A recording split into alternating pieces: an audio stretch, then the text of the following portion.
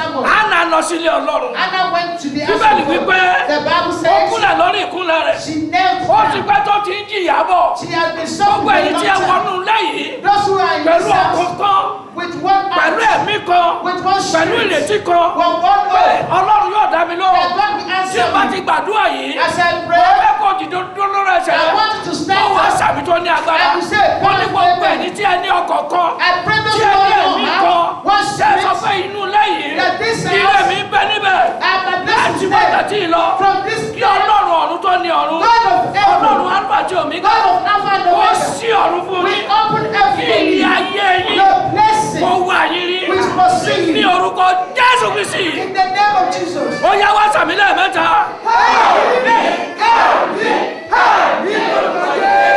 Shall we be seated before God? Anna gbàdúrà. Anna prayed.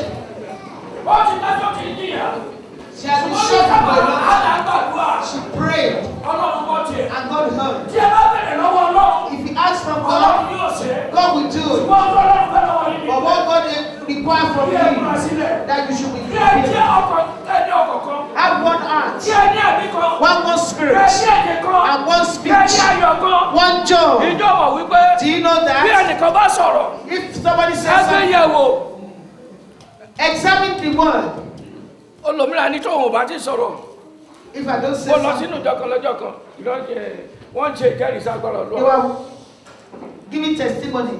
Ẹ̀dà kan dìde mbẹ́. One elder stood up. Ọlọ́run fẹ́ ṣètì jẹ́rìísí agbára Olúwa nísìnyí. I want Ó ní to sẹ́ gbogbo testify. yín ẹ ti jẹ́rìísí agbára Olúwa tán. Have you all finished with Ó ní your torí pé tẹ̀ bá ti testimonies? dìde lọ́dún máa ti jẹ́rìísí agbára Olúwa. As soon as I finish Kò my sẹ́ni bọ́dì testimony, tó gbúdọ̀ jẹ́rìísí agbára. nobody else should do it. Àṣìlè orí ọ̀fẹ́ ni. It's misuse of grace.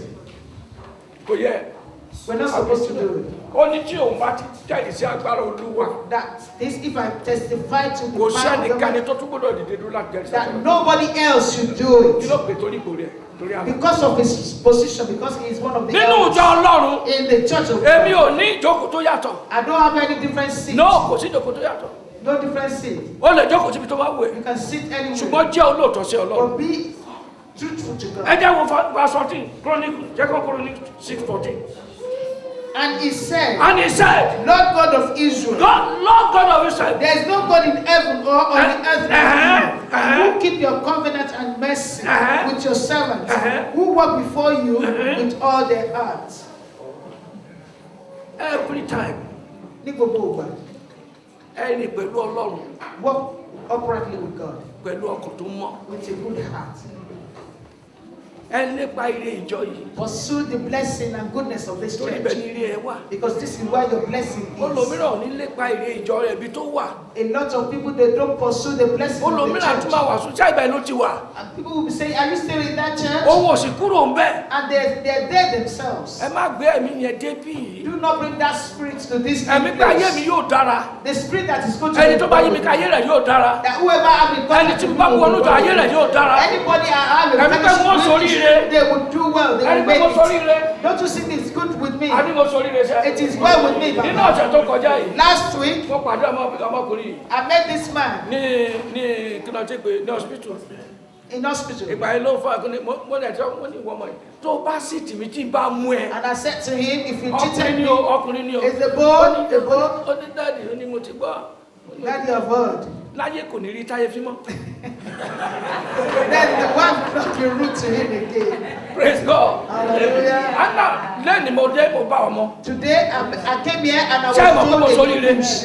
Ní hospital jẹ́ mo ti gbàdúrà fún. In hospital, I pray for Lágbára him Ọlọ́run abiláyọ̀ àtàlà. that you go to deliver Lẹ́yìn soon. oṣù mẹ́fà another one will come in. And this time next year, another one is coming in Jesus' name. Ẹ wá ire rẹ̀. Pursue the Ẹ wá ire good. ìjọ yìí. Pursue the Ẹ wá ire good ọmọ nìkejì yín. of your brethren. Ìjẹ́ ọmọ wípé Do you know wọ́n that bá ní oore ọ̀fẹ́ níbì kan. if you have praise Jẹ́ kí ọmọ somewhere, nìkejì rẹ̀ ó mọ̀. let your brethren Tí ò bá know. ní iṣẹ́, If you don't tí iṣẹ́ bá have wà ní ọ̀dọ̀ rẹ̀, and you have ìdí ìjọ rẹ̀, ìpínlẹ̀ ìjọ rẹ̀, this is the pillar jẹ́ of the kí ó ní church. oore ọ̀fẹ́ jẹ́ ń bẹ̀. Let them have the grace Ìjẹ́ as ìmọ̀ pé mo well. ti sọ fún yín bí ẹ ṣe débì yìí As you're here, láti ìgbà tí ẹ ti ní ọdún yìí nísìn this year, oṣù kẹrin ló kọjá lọ yìí. 4th month, Tí ẹnikẹ́ni ò bá jẹ nínú oúnjẹ if nobody eats out of your blessing, ẹ̀ṣẹ̀ ló ń dá. it's a sin for nobody to eat out of your food. Ìka ò dọ́gba. fingers are ẹ̀yin ènìyàn Ọlọ́run brethren. ẹ bá mi wo praise God. Hallelujah. ẹ bá mi ka 14 yẹn sísàlẹ̀ díẹ̀. 6:14. You have kept what you promised your son David. My father. You have both spoken with your mouth and fulfill it with your hand as it is this day. Therefore, Lord God of Israel, now keep what you promised your servant David, saying, you shall not fail to have a man sit before me on the throne of Israel. Only if your sons take it to their way, that they will walk in my law as you have walked before me. Thank you. Ohunkóhun tí ẹ bá bẹ̀rẹ̀ ní orí ìjọ yìí. Whatever you ask concerning lórí ara rẹ nínú ìjọ yìí. Your life and this church. Ọ̀run láti ṣí fún yín. Your heaven has to be open. Ẹ ní bẹ́ẹ̀rẹ̀ kẹ́ má rí gbà. You will not tí ẹ bá kọ́lẹ̀ kílẹ̀ kù yóò ṣí fún yín. As you love, you ẹ jẹ́ don't be bí open. àwọn ohun bí mẹ́wàá ìkífi sínú ọkọ̀ yín. Let me give you this 10th thing. Ẹ jẹ́ kí bí ò jẹ́ ìlú ààbò. Let this place be house of refuge. Fún àwọn tí wọ́n ní lára. For those who are afflicted outside. Ẹjọ́ jẹ́ ìlú ààbò. Let it be house of refuge for people. Ẹ jọ̀ọ́ mú fọlọ́ọ̀bẹ yìí. I'm employing you. Ẹ má Let jẹ́ ó this be a house of jẹ́ refuge. ìlú ọ̀tẹ̀. Don't let this place be a place of rebellion. Ẹ má jẹ́ ó jẹ́ ìlú ọ̀tẹ̀. Èkejì ni wípé. The second thing is. Ẹ jẹ́ kí ibi ó jẹ́ ìlú ilé ìgbéyàwó. Let this place be a house of marriage. Tí àwọn ènìyàn yóò máa gbé ìyàwó. That people will be getting married every week. Ẹ má jẹ́ ó jẹ́ ìlú tí ìyapa yóò ti máa wà, separation yóò ti wà. Do not allow separations to be in your midst. Ẹ má separate àwọn ọmọ Ọlọ́run. Do not separate the children of God. Ìjẹ́ mọ̀ pé ọkọ kan ṣoṣo ní ìjọ ní. Do you know we all have one husband? A ní ọkọ méjì. We don't have two. Ẹ jẹ́ kí bí ó jẹ́ ibi tí àwọn ọmọ Ọlọ́run yóò jókòó tí inú wọn yóò dùn. Let this place be a house that people will come and be Ẹ̀kẹta happy. ni wípé. The third thing is. Ẹ jẹ́ kí bí ó jẹ́ ilé àdúrà tí àdúrà ti ń gbà. Let this place be where God answers prayer. Níbi tá ó ti gbàdúrà tí àdúrà yóò ti gbà. Where we're going to pray and our prayer will be answered. Ẹ jẹ́ kí bí ó jẹ́ ìlú ibi tó ti gbàdúrà tí àdúrà ti ń gbà. Let this place be a place where prayer answered. Ẹ má fi àyè sílẹ̀ kó jẹ́ ibi tí àdúrà ò ti ní gbà mọ́ tó jẹ́ ìdènà yóò wà fún àdúrà. Do not allow hindrances. This place will be an hindrance to prayers. Àwọn ọmọ Ísírẹ́lì wọ́n lọ jà ogun. It's Israel, they went to war. Inú Ọlọ́run ò dùn sí wọn torí Ọlọ́run ti kúrò lẹ́ẹ̀rin wọn. God is not happy because God has left them. But Ọlọ́run sọ fún wọn pé òun yóò wà pẹ̀lú wọn. God said he will be with them. Tó bá ti rí dáadáa wọ́n ṣe báyìí wọ́n ṣe That if báyìí. they walk uprightly, he will do this, he will do that. Ọlọ́run sì dúró ti ọ̀rọ̀ rẹ̀. And God stood by his word. Ṣùgbọ́n nígbà tí wọ́n kúrò nínú Ọlọ́run. When they depart from God, Ọlọ́run kúrò nínú wọn. then God departed from them as Wọ́n lọ well. sí ojú ogun. They went to war. Wọn ò lè borí ogun mọ́. And they are not able to overcome. Ogun tó bá lẹ́yìn ọbọ̀ tó bá wọnú ìjọ yìí. Any challenge that you're coming Bí with, ìránṣẹ́ Ọlọ́run bá dúró níwájú yín. and the servant of Pé God ẹgbẹ́ stood Bíbélì with sọ them, ẹ̀nà sókè. that you raise your Bible Ẹ up gbàdúrà sí Ọlọ́run. and pray to God of Pé ogun heaven ya ògbúdọ̀ gbúdọ̀ ẹ̀ mọ́. that this problem must not hear of it Ọ̀run again. gbúdọ̀ sí kọ́lọ́run ó gbọ́. Heaven has to be open and God Wọ́n has tí to ẹ bá ti answer. sọ di ìlú ìyapa. But if you have done this place to answer Tí ẹ ti sọ àdúrà separation, di yẹpẹrẹ. then prayer, you will take prayer with levity. Ẹ wá fi ọkàn méjì ń gbàdúrà. You're praying to God double-minded. Kò sí ohun tí a lè ṣe nínú Ọlọ́run. There's nothing we can do in the house of God. Tí ẹ bá ṣe ọkọ̀ọ̀kan pẹ̀lú Ọlọ́run. If you don't have one mind with Ọkọ̀ọ̀kan God, pẹ̀lú arákùnrin. your brethren, Ọ̀rọ̀ pé tèmi ní mo mọ̀ kọ́ lélẹ́yìí. not that you know of your Ọ̀rọ̀ own. ìjọ nìyí. We're talking about the church of the Ọ̀rọ̀ living God. ìyàwó Jésù nìyí. We're talking about the bride Ọlọ́run of fi mi Christ. síbẹ̀ láti pé kó o tọ́jú mi. I'm here for you to Ìjẹ́ look mọ̀ after wípé me. Do you know that? ẹ̀yin ìjọ Jésù. Church of Christ. Ọlọ́run ò fún yín ní kọ̀díṣọ̀ pé alágbájá báyìí ní kẹ́ ẹ fẹ́ràn. God did not give you any condition that you should love this Ohun person. tí Ọlọ́run sọ ni wípé What God says was bó o fẹ́ bí o kọ̀, that whether you like it or not, o gbúdọ̀ fẹ́ràn mi. you want to love brethren. Ìdí nìyẹn mi kì í gbàgbàkúgbà. So that I don't tolerate Tó bá rí nonsense. tó bá rí fẹ́mi tó bá kúnlẹ̀ tó bá kí. If you saw Pastor Femi and Tó bá rí mi tó bá dúró. and when you see me, you stood Ó up, jẹ́ ìgbárùn ẹ̀ lọ́wọ́ mi bá màá gbà. I will give you a dirty slap. Fẹ́mi gan tó bá rí mi o gbúdọ̀ dọ̀bálẹ̀ kí mi. If Pastor Femi saw me, he has to Tóun bá pursue. dọ̀bálẹ̀ fún mi, who are you? If he is prostrating, who are you? Ọ̀kan ni a jẹ́. We are one. Tí ẹ bá kí pásọ Fẹ́mi. If you bring Ẹ gbọ́dọ̀ kí bàbá Ògúntadé. and you have to do Tí ẹ bá kí ìyàwó Fẹ́mi. if you bring Ẹ gbọ́dọ̀ kí ìyàwó bàbá Ògúntadé. likewise, Mama, Bí ẹ fi ọ̀wọ̀ fún ara yín. respect one another. Ẹ bẹ̀rù Ọlọ́run nínú ayé ẹnìkọ̀ọ̀kan yín. Thank God in the life of Olúkálùkù ló ní ipa tiẹ̀ láti kọ́ nínú ìjọ. Ẹ fi oore ọ̀fẹ́ yẹn sílẹ̀ fún ara yín. Give the grace for Ẹ̀gbọ́n us. tí ẹ bá ṣe léyìí. If you do this, Ẹ jìnnà sí ìbùkún Ọlọ́run. you are not far away from the blessing of the Almighty God. Ẹ̀kẹrin, ẹ jẹ́ kí bí o jẹ́ ilé ìsọjí. Let this house be a revival ground. Ẹ má jẹ́ ó jẹ́ ilé ogun. Do not allow this place to be a battlefield. Ìjẹ́ gbọ́n kan ni mo wí. Do you hear what I just said? Ìsọjí ni kó bú jáde níbí. Revival. Let revival spring up from this place. Kí ló ti kó orúkọ bí? Solution Center. Ilé orúkọ ọjọ́ nìyẹn. Transform. Kí àwọn tó ń gbé ládùúgbò yìí kàn mọ̀ pé ìjọ kan ń bẹ ní. So that your neighbors will know that there's a church in this place. Tí wọ́n wá Ọlọ́run ní rí. Then they will seek and search for your God. Olòmíràn adélé ní anígbọ́ ìṣọ́sìbò ló ń lọ. They will ask, what sort of church do you go to?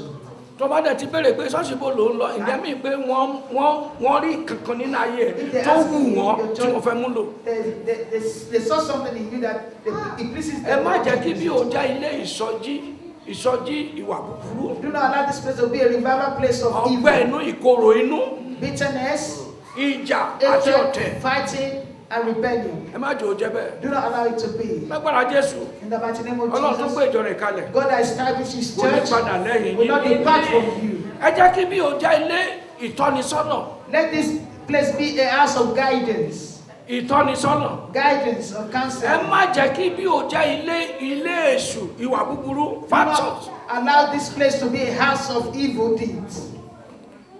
Ẹ má ní ìyapa nínú ilé yìí. Don't separate anyone in this church. Ẹ jọ̀ọ́ torí Ọlọ́run ẹ fẹ́ràn ara yín. Love one another.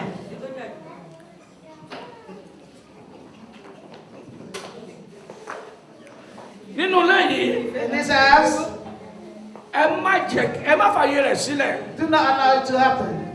láti gang up against anyone. To gang up against anybody. Ẹ má ṣe o. Don't do it. Ìjọ tẹ́ bá ti dá ọlẹ́ ọ̀run ti ṣe. Anytime you lay your hands on, your heaven is sealed. Tẹ́ bá ti ṣe, If you do it, iná Ọlọ́run ò dùn sí. God is not happy with it. Mo dẹ̀ fẹ́ sọ kíní kan fún yín. I want to tell you something. Pásítọ̀ yín mọ̀ ṣe kò mọ̀ ṣe o. Your pastor is good or is not good. Ẹ má ní lára. Don't afflict him, please. Ìjọ tí ìránṣẹ́ Ọlọ́run bá ti sọ tó bá ti ní ìnira nínú ìjọ. Anytime you're afflicting your pastor, Ìjọ yẹn ò lè nítura mọ́. that church will not be at peace. Àlàáfíà rẹ̀ ní àlàáfíà ni. Pursue his peace is your peace. Bó bá lè wá rí bẹ́ẹ̀. If it is so, Ìjọ tí ìránṣẹ́ Ọlọ́run tó bá ti ní ìjọ lára. anytime the minister of God actually make the church to be not at peace, Ewu wà ń bẹ fún o. it's dangerous. Ọlọ́run tó sọ fún Mósè pé God that said to Moses that, ìwọ ló máa kó àwọn ènìyàn mi dé ilẹ̀ ìlérí. you will take my people to the promised land. Ìjọ ṣẹ̀ Mósè. The church offended Moses. Ọlọ́run jẹ wọ́n níyà. God punished them. Even ẹ̀gbọ́n ẹ̀ Mọ́ríámọ̀ ẹ̀gbọ́n Mósè ni. Miriam, his sister, Torí pé ó kọjá yẹ ó dẹ́tẹ̀. because she went beyond her Kò dẹ́tẹ̀ boundaries. nítorí ohunkóhun nítorí Mósè ló ṣe dẹ́tẹ̀. Not because of anything. Leprosy Ó ní came kí unto ẹrù her rẹ̀ lè because of pamọ́ Moses. kọ́ lè jẹ́ àpẹẹrẹ fáwọn tó kù kọ́ lè kẹ́kọ̀ọ́. So that there might be an example to others that learn from them. The same Mósè lọ́lọ́run sọ fún pé kò ní délẹ̀ ìlérí. The same Moses, God said you will not get to that promised land. Torí ìjọ rẹ̀. Because of the children of Israel. Torí ìjọ. Because of the church. Ẹ jẹ́ kí ìsàrà. Let us be watchful.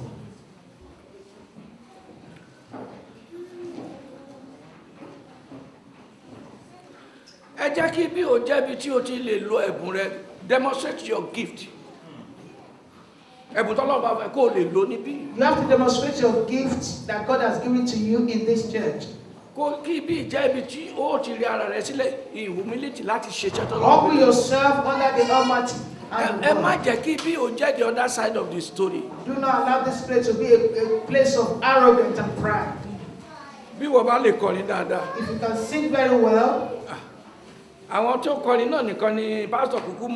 it's only the singer that the pastor knows.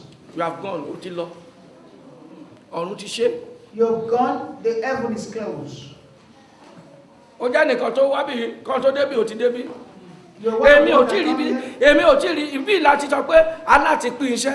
This is what we have to do. In the vineyard of God, nobody distributes anything. For the past 10 years, she's been cleaning church for the past 10 years.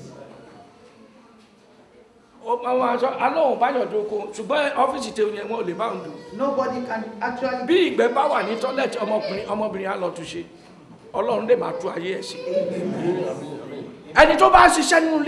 If you are working in the house of God,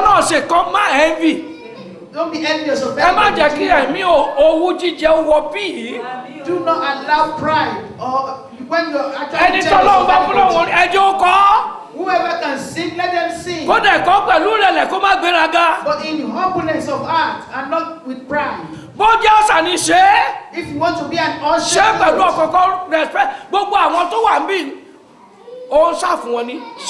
you're serving the church, do it. Respect them. God will help you.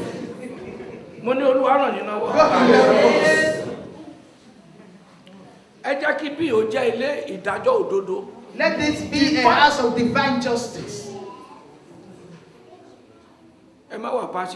Don't be partial with anybody. Let this house be a house of divine justice. Whatever anybody is due for, let them be due for it. This is my son. I'm going to use him as an example. If he has done anything that is not good, I want you to discipline him accordingly. He wouldn't even dare to do it because he knows he will get it here and get it down there.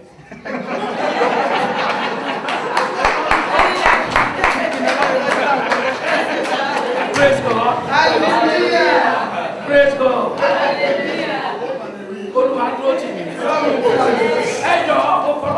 I employ you. Don't cover the truth. Whatever you cover today. Amen. And the evil thing that you done will never end. Let's have this in our mind. Finally.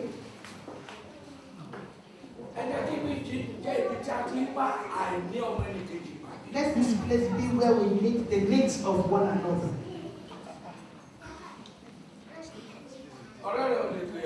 Your friend can't hold you. Let's pray together. As someone of our sisters, I'm not happy with this. Let's pray. And God should do one thing. And gather yourself together and pray. Whatever you have, will never come to your life in the mighty name of Jesus. Sister Janet, hey, oh, you're there. Don't you see your friend? I can't even say I know the person. I just turned away. Let this house be a house of truth. I want you, let every judgment meet the needs of everyone. Above all, dwell with people in love. The church of God on earth. This is what God has called us. A lot of churches might be big, but there's no love. There's no unity. There's no divine justice. Everybody are doing the members are stealing. Don't that be so? You are being called because you're going to give an account of your deed. ẹ̀yin ìránṣẹ́ Ọlọ́run á pè yín. Ministers of God, you've been called. ẹ ó jábọ̀ lórí ìjọ. You are going to give account Fẹ́mi, concerning the ó jábọ̀. church. Pastor Femi, you will give account on the Baba. church. Pastor Butade, you will give Gbogbo mi kò account. sí bẹ́ẹ̀ o. It doesn't concern me. It's not there. Ibi tẹ́ ẹ bá délé ni ó ti wà bẹ́ẹ̀. You are there today. Èmi kọ́ ni mo jẹ́ olórí ìjọ Ọlọ́run fẹ́ gbọ́. I'm not the head. God is Ta ni not olórí the ìjọ Ọlọ́run? God is the head of the church. Bí ìjọ ìbá dára. If this church is Bàbá good, ó béèrè lọ́wọ́ ìtì. we will ask from the two of you. Bó lè wá kú káàtó. And if there's any shortcoming, Ẹ má fi ohun rere ìjọ yìí pamọ́. do not cover the blessing of Bí the wọ́n bá church. ṣe ojú ọ̀dà ẹ̀rì búkọ́ ẹ̀rẹ̀ dáwọ̀ padà. Nínú ìfẹ́ ẹ bá wọn wí. If they've done anything that is not good, rebuke them. Ẹ in jẹ́ the kí name ìjọ of yìí ó Jesus. jẹ́ ìjọ Jésù. Let the church be the church of Kì í ṣe Christ. ìjọ class A, class B, class C. No! The church of class Ẹ gbọ́dọ̀ ọmọ A, B, ẹnìkejì yín. C. Love one Ẹ fi another. ìfẹ́ bá wọn lò. Show love to Ẹ dúró nínú another. ìfẹ́. Stand in Ẹ rìn nínú love. ìfẹ́. Walk in Ẹ gbé love. nínú ìfẹ́. Live in Ẹ sọ love. gbogbo nínú ìfẹ́. Do everything in Ọlọ́run love. ìfẹ́. And God of love Kò ní kúrò lẹ́yìn. will never depart within you. Á dára fún It's yín. going to be well with you. Gẹ́gẹ́ bí ẹ̀yin ènìyàn Ọlọ́run People of God tẹ́ wà lórílẹ̀‐èdè ayé. throughout the whole world, Ìjẹ́ mọ̀ pé ohun tó Ọlọ́run fún wa tó fún ènìyàn tó ga jùlọ láyé òní ìjọ rẹ̀. do you know what God gave to us that is more important is the church of God? Ìdí nìyẹn rí àwọn ọba. That is why we can say the Ẹ king rí àwọn òjòyè. and the chiefs. Ọba kan ní orílẹ̀‐èdè Nàìjíríà. A king in Nigeria Ó sọ̀rọ̀ kan ní ọjọ́ kan. said something one day. Àwọn èèyàn máa wálé wàá gbàdúrà. People will come to pray. Ó máa fún ọ lówó, á fún ọ lẹ́bùn. He will give them money and present. Ó jẹ́ nìkan tó ní lárí tó dẹ̀ lówó. It's well known and wealthy. Ṣùgbọ́n ní ọjọ́ kan, One day, bàbá ọmọ yẹn ti wá sọ́dọ̀ ẹ̀ o. the father of that boy always come to the king. Wọ́n ní yàrá tó ti ń gbàdúrà. They have a room that they pray in that Ṣùgbọ́n palace. ọmọ rẹ̀ débẹ̀ lọ́jọ́ yẹn. The child went there. Ó ní kábíyèsí. King, Ó ní wà kúkú ìyà tó bàjá kúrò lẹ́sẹ̀. you will die unjustly. Ó ní ohun tó sọ fún ẹni wípé Ọlọ́run ní kò ó sọ fún ọ wípé God asks you to tell you jáwọ́ kúrò that lẹ́sẹ̀. receipts from Tó o bá doing ti evil. kọ̀ láti kọ ẹ̀ṣẹ̀ sílẹ̀. And if you don't repent your sins, Pẹ̀lú ọ̀rọ̀ rẹ àti gbogbo ọlá rẹ ọ̀run with ṣe. all your wealth, your heaven is closed. Ó dẹ̀ bá a sọ̀rọ̀ bẹ́ẹ̀. The boy talked to the king Ó dẹ̀ pẹ̀yìn dà ó lọ. and turned away and went. Lọ́jọ́ Ọlọ́run dúró lóò dúró. Then he asked him Owó rẹ to kọ́ say, ló ń wá ní kó jáwọ́ kúrò lẹ́sẹ̀. I don't want your money. I want you to resist from doing evil. Ẹ má pọ́n ẹni tó lówó lọ́wọ́ nújọ, ẹ má pọ́n wọlé o. Do not exalt Ẹ those who má are fi rich. ẹ má fi ọlọ́rọ̀ kẹ́ ẹ tálákà nínú ìjọ. Or because the people who are rich, Ẹ tírìtì wọn bí ọmọ ọdún. treat everybody equal. Ẹni tí ò ní lẹ́ni ó lè ní lọ́la. Those who doesn't have today might have tomorrow. Ẹni tí ò ṣe lẹ́ni ó lè ṣe jù bẹ́ẹ̀ lọ. Those who are not doing today might do better or great Ẹ things jẹ́ kí bí tomorrow. o jẹ́ ìlú ààbò fún gbogbo. Let this house be a house of refuge for Ẹni tí ẹ everyone. bẹ̀rẹ̀ iṣẹ́ rere yìí. Those who start this good work Ìwé ìyè ti Ọlọ́run. in the book of Gbà ní life, àdúrà Ọlọ́run ní gbàgbé yìí. I pray God will never forget Ẹ you. jẹ́ kí á dìde dúró. Shall we pray, please? Let's stand up. Kí ìjọ Jésù láyé náà kan jẹ́ ọ̀kan. And let the church of Christ on earth be one. Ẹ rí pé ìjọ pọ̀ láyé sá. There's quite a lot of churches on Ibi náà earth. dẹ̀ pọ̀ láyé. Kí ló fà á? Why? Ṣé Ọlọ́run ò sí nínú ìjọ rẹ̀ ni? Is God not in his church? Ọlọ́run wà nínú ìjọ rẹ̀. God is in his church. Ṣùgbọ́n àwọn ènìyàn ni ò sí nínú Ọlọ́run. But people are not in God anymore.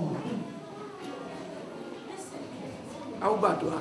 We are going to pray. Àdúrà mẹ́ta la ó gbà. We are going to pray three Títà bá ti prayers. tọ́ ẹ sọ fún mi o, kẹ́ni mo ti tọ́.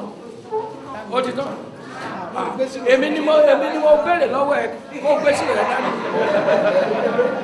A ó gbàdúrà. We are going to pray. Ó sọ fún Ọlọ́run. Tell heaven. Bíbélì wípé The Bible ó ní says, ohun àìmọ́ kì yóò wọ bẹ́ẹ̀. People will Kí ó má bàa not bá ìwà enter rẹ̀ into jẹ́. it. Not to Ẹ destroy his forúkọ word. Jésù. I want you to Pé pray. Ọlọ́run mi o. My Mo God, bẹ̀ ọ́ nítorí àná I rẹ̀. implore you because of Ìwà your àti mercy. ìṣe mi. My conduct. Má jọ ó ba ìjọ rẹ jẹ́. allow to Ó yẹ destroy pé your Jésù ẹ gbàdúrà.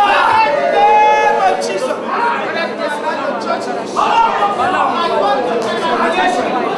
My conduct and my God, I do not allow to destroy your church in the name of Jesus.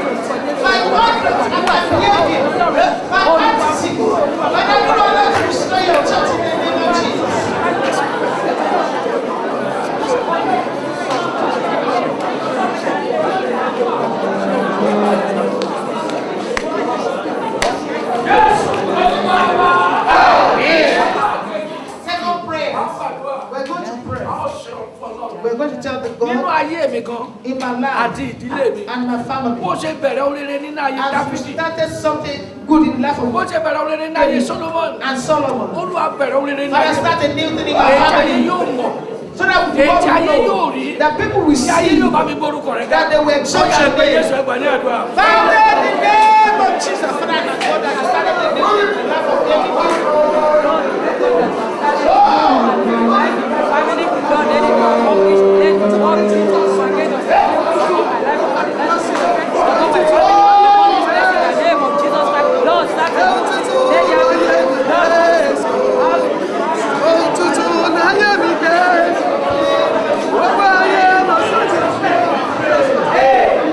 In 2 Chronicles chapter 7 verse 10, the Lord appeared to him Then did not appear to Solomon by and night. said, I have heard your prayer, and I have chosen this place for myself as a temple of sacrifice. Mo ti gbọ́ àdúrà rẹ, I've got the prayer mo sì ti yàn yín fún ilé àdúrà mi. and I set this house for my house of prayer. Níbikíbi tí a bá ti gbé gbàdúrà, Anywhere you pray, Ọlọ́run yóò gbọ́. God will answer. Ẹ gbọ́ tí ọkàn yín bá wà níbí, If your heart is tó here bá wà níbi iṣẹ́, and you're at work, tó bá rántí májẹ̀mú rẹ̀ lórí ìjọ, and you remember the covenant of God concerning this church, ó tó bá di Ọlọ́run yóò di. whatever you buy, God will bound it in heaven. Tó bá ní kọ́ Ọlọ́run ó tú àwọn ọ̀tá yẹn ká yóò tú wọn ká. That once you scatter your enemy, God will scatter them. Ṣùgbọ́n tí o bá ní májẹ̀mú pẹ̀lú But Ọlọ́run, if you don't have any covenant Oh, with ní God, lè ṣe é. you won't be able to do it. a ó sọ fún Ọlọ́run, We're going to tell the gbogbo Lord, ìjọ yìí this church, jẹ́ kí wọ́n di ọlọ́rọ̀. let them be blessed. Mẹ́mbà Olúwa bẹ̀rẹ̀ sí ń kú. Father, continue to bless them spiritually, physically, materially, financially, in the mighty name of Jesus.